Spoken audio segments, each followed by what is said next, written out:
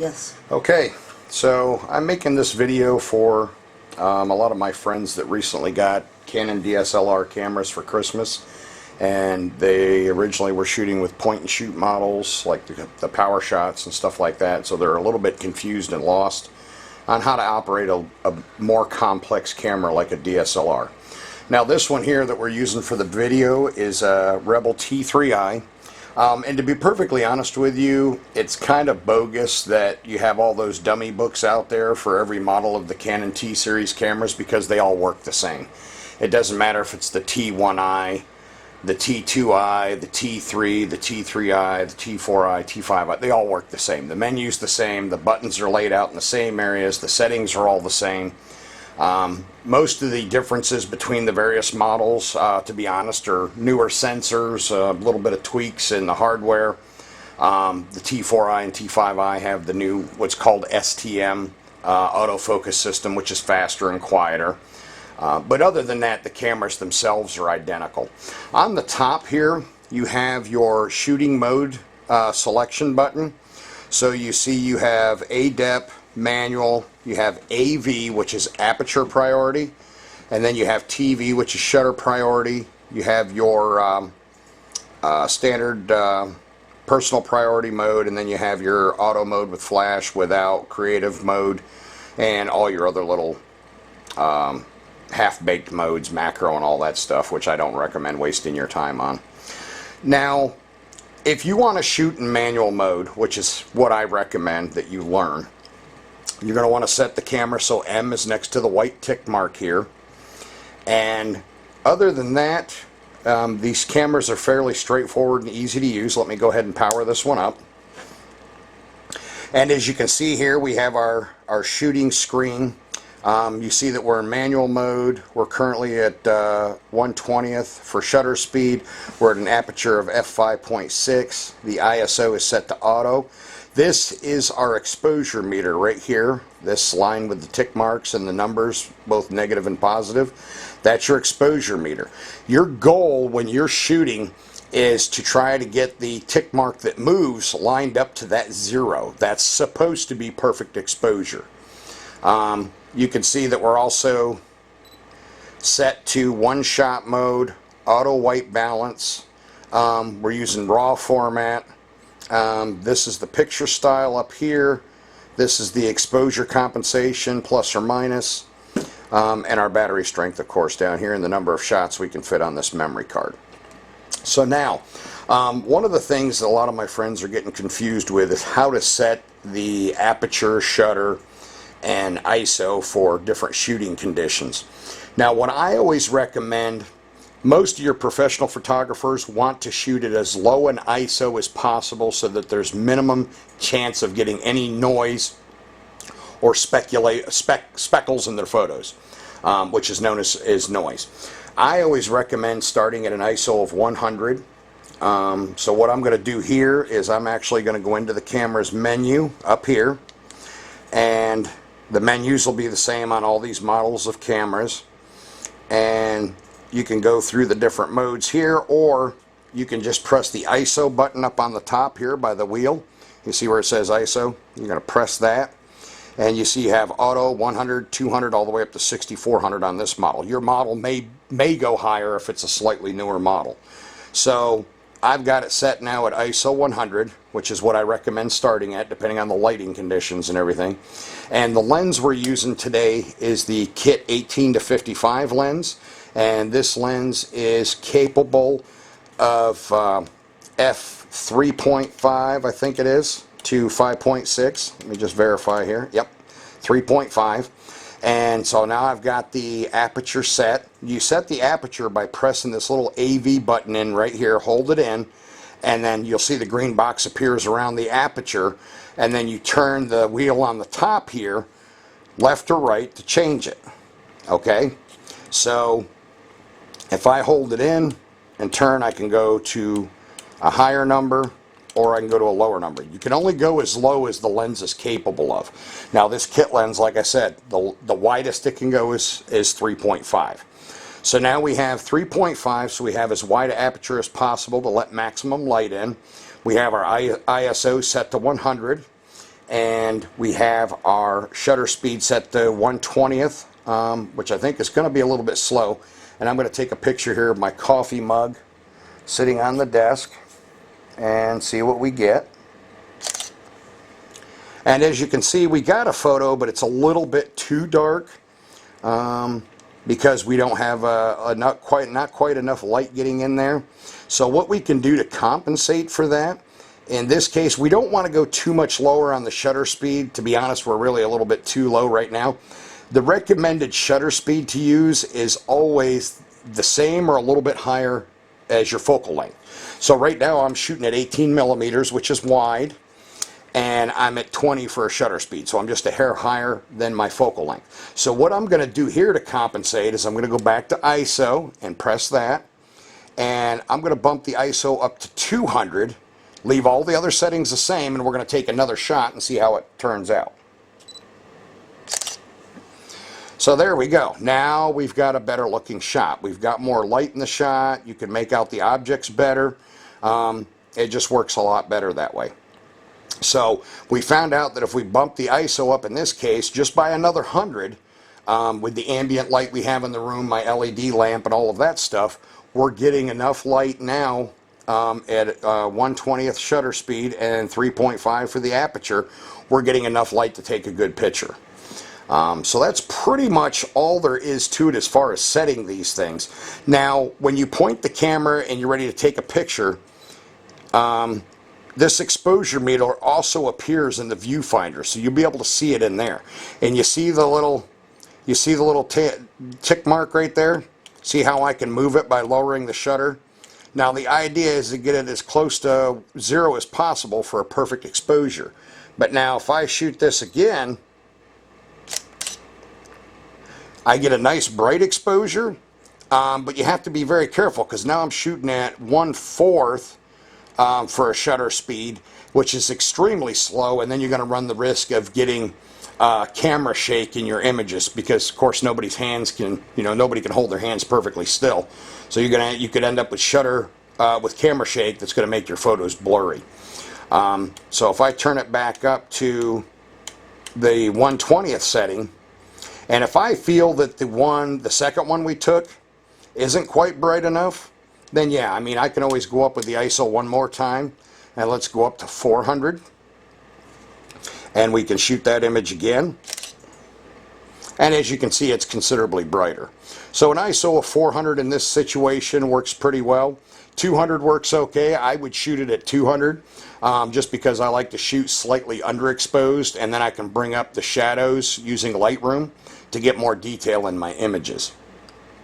So that's the basics of how you set this as far as your shutter speed, your aperture, and your ISO. The menu on these cameras are all pretty much the same. You get your maximum menu options when you're in manual mode, so that's why I'm using that one. So you have, and let's start at the beginning, you have your first red menu, which gives you your quality. That's where you can change between RAW and JPEG, or RAW and JPEG at the same time. You can shoot both at once. The beep is your focus lock beep. When you get a focus lock, the camera will beep and let you know you're ready to take your shot. You can turn that on and off. Release shutter without card. I usually leave that. I don't mess with that. The image preview is how many seconds the image stays up on the LCD screen after you shoot it for you to look at it. You can set it to 2 seconds, 4 seconds, 8 seconds, or hold indefinitely until you press a button. I usually recommend leaving it turned off. It's not good to get in the habit of looking at your LCD after every photo you take. You have the peripheral illumination correction. I generally don't recommend messing with that. You have your red eye reduction, which is enabled, and your flash control for if you had an external flash on the hot shoe here. The next menu has your exposure compensation. This is where you can modify your exposure compensation for your shooting. You have your auto light optimizer, your metering mode, which you have evaluative metering, partial metering, spot metering, or center weighted average. I usually go with either evaluative or spot metering. Your custom white balance, that's where you can create a custom white balance using a gray card. You have your white balance shift. You have your color space and your picture style. Now, the picture style is extremely important. A lot of my friends have asked me, you know, how do I set the camera to shoot in black and white mode if I want to shoot in black and white?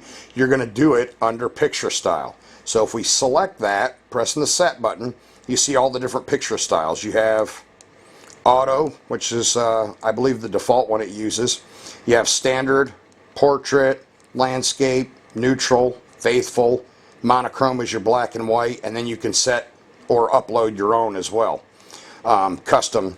And basically what it is that each one of these has different values, and what it has to do with is whether or not that particular mode adds some additional saturation or exposure or whatever the case may be. So if you want to shoot in black and white, you're going to go down to monochrome and select monochrome. Now, one thing to keep in mind, if you're shooting in RAW and you want black and white images, don't bother setting it to monochrome, because when you shoot in RAW, that's when you get the maximum data for your images from the camera and the sensor. And when you import them into Lightroom or Apple's Aperture software or Photoshop, they're going to import as color photos anyways. That's just the way RAW works. If you want to truly shoot in monochrome and have the pictures come out of the camera as monochrome, you want to set your files to JPEG only. And then you'll be able to keep them in black and white format. I always recommend shooting in RAW because you do get the maximum detail. You can do the most post-processing without destroying the quality of the images.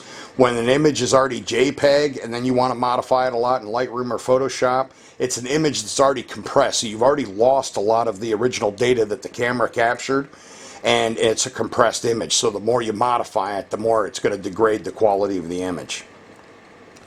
The next menu we have has the dust delete data. That is, you know, if you have issues with sensor dust have gotten inside your camera and it shows up in your pictures, you can enable that. The camera will try to remove it for you ahead of time so you don't have to do it in Lightroom or Photoshop. You can set your maximum ISO for the automatic ISO mode, so you can tell it to not go any higher than 400, 816, 32, or 64 on this particular camera. So we leave it set to 64. The next menu, we have our live view shoot. That allows you to do live preview. In other words, you would look at the LCD to line up your shot instead of the viewfinder by pushing this button right here. The AF mode is where you can set your autofocus mode. You can set it to live or quick mode. You can turn on grid display for your LCD to screen. You can have the rule of thirds, or you can just have a standard grid. I leave that off. The aspect ratio, you can set that to 3:2, 4:3, 16:9, or 1:1. I usually just leave that be. And then you have your metering timer, which can be set to anywhere from 4 seconds to 30 minutes. I don't mess with that one as well. I usually leave that one alone. The first blue menu we have, you can protect your images so they can't be erased on the memory card. You can rotate your images. You can erase the images. You can set the print order if you're going to print directly from the camera. You can play around with the creative filters that Canon gives you. You can mess around with those. I'm not going to waste my time with those right now. I don't recommend using them really for the most part. You can do some somewhat neat stuff, but you can do most of the stuff in Lightroom or Photoshop anyways if you know how to use those programs. And you can do resize for your images. Now the next menu we have, the second blue one, is going to give us our histogram brightness. Our image jump, we can jump through the images by using this wheel on the top. We can do a slideshow on the camera for preview. We can rate the photos. We can do a bass boost for when we're video recording, because this camera does do video as well as stills. Control over HDMI. If you want to use an HDMI cable, you could actually plug a mini HDMI cable into the data port on this side and then into another device like a monitor. The first yellow wrench menu item we have is the auto power off interval. You can set it for 30 seconds to 15 minutes or turn it off completely, which I don't recommend because you'll run your battery down. You can set the auto rotate for portrait versus landscape, so when you turn the camera and shoot a portrait, when you preview it, it'll automatically flip it so you can see it on this screen here. Then we have the format. When you choose that option, that will actually erase everything that's on the memory card. It doesn't just erase the images themselves, it'll actually reformat the memory card for you. The file numbering is continuous by default. You can auto reset or manual reset. That's the numbers that get appended to your image file names, like IMG 001, 002, and so on and so forth. I leave those alone as well. And then we have the select folder, so you can select folders to put your images in if you created folders on the memory card ahead of time. And you can also change the screen color to different types. You can do a reverse, and then you can do like a burgundy color almost, and then a kind of wild looking neon greenish yellow. I usually leave it on the default one. The next yellow menu has the control for your LCD brightness, so you can control how bright or dark your LCD is and set that. You have the LCD off and on button. In this case, it's the shutter button by default. You can set your date and time on the camera, the language, the video system, NTSC. I don't recommend messing with any of that. Sensor cleaning, I wouldn't recommend messing with unless you really know what you're doing and know how to manually clean a sensor. These newer Canons all have a automatic sensor cleaner built in. You'll see it when you power the camera on and off. It'll say cleaning sensor on the screen. And then you have a feature guide that can be enabled and disabled. The last yellow menu shows you that you can set your custom functions if you wanted to set those, and you can run through those with the arrow keys here for different more advanced settings. Your copyright information, which if you plug the camera into your computer and use the Canon EOS utility software, you can set your copyright information, you know, like copyright Joe Smith 2014, whatever the case may be, and that information will get embedded into all of your images invisibly. You can clear all the settings on the camera and revert it back to default, and then you also see what your current firmware version is on the camera to make sure you have the latest one. The green menu is where you can add in items. This is a user customizable menu, so by default it's going to be empty, but you can add in the settings that you use most frequently from all of the other menus. So as you can see here, I have this one set, so I have easy access to picture style, the AF mode, erase images, quality, which is, you know, RAW or JPEG, flash control, the exposure compensation, and that's pretty much it. That's all I use in there. And then you can do register new items to the menu. You can sort and delete items and display and so on. I usually recommend setting the custom menu just because it's easiest for you if you're new to these cameras, using the EOS utility as well that Canon provides with the camera. And that's pretty much it for the menu system. Now, to give you a little bit more on the camera controls themselves, as I mentioned earlier, I always shoot in manual mode. I do once in a great while use aperture or shutter priority. So the first one, AV, is aperture priority. Now what that means is I set the aperture that I want to shoot at, and then the camera is going to set the shutter speed and the ISO accordingly depending on the light level. So let's say I set this all the way down to 3.5, and I'm going to take a picture. Okay, and I'm currently set to monochrome, which is fine. I'm just playing around in this, in this video. And we can see the details for the photo by pressing the info button. So we can see that the camera set the shutter to 8, 1/8, and the ISO at 400 to get the level of image that we got, to have a proper exposure. So there we have that. And I press info again, you can see the histogram. Press it again and I get the normal preview one more time to get just the basic information on image count and so on. So now we have that. So that is what the aperture priority does. Let me go back in and take this off of black and white. Let's go back to faithful, which is what I prefer to use. Oh, hold on a second. Okay, so getting back to the shooting modes on the camera, I demonstrated the aperture priority, which is marked AV. The next one we have is shutter priority, which is the TV one. Now shutter priority, most of the time a photographer is going to use shutter priority, if they use it at all, when they want to freeze time. So let's say you wanted to photograph a beautiful fountain in a park that's, you know, shooting water in the air and it's really nice, and you want to get a picture of that and you want to freeze the water droplets in midair. You would use shutter priority to do that, and then once you're on the shutter priority mode, you can set your shutter speed to 1,000 or 2,000, because the faster the shutter, the better the camera is going to do at freezing the action. And then when you set it to shutter priority, the camera, when you pick the shutter, the camera should automatically set the ISO in the aperture for the shutter speed that you selected, if it's able to. If it's too far out of range, then of course it might not be able to do that. Now see, in this case, my image turned out black, and I think that's because I overrode the aperture control by selecting a manual one. So let me go back here, and let's go back to ISO, and we'll put it back on auto so the camera can choose, and we'll shoot again. And that time we got an image, but it's still kind of dark, and that's mostly because we're using such a high shutter speed and we just don't have enough light in this room. So if I turned it down to 1,000 and tried again, we'd get a little bit more light in the image, but we're still just going a little bit too fast for in here.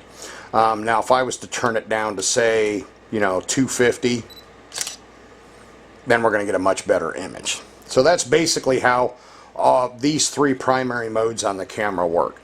You can use the auto modes. I don't recommend it, because when you set a camera to auto mode, you're relying on the camera to make all the decisions for you as far as what's best for your images. And it's a machine, so it's not always going to guess correctly. So that's the basic rundown of how to use your Canon T-Series camera in manual or either of the priority modes. And hopefully this will help some of you out and get you out there shooting fantastic pictures with your new gadgets. All right, thank you very much for your time.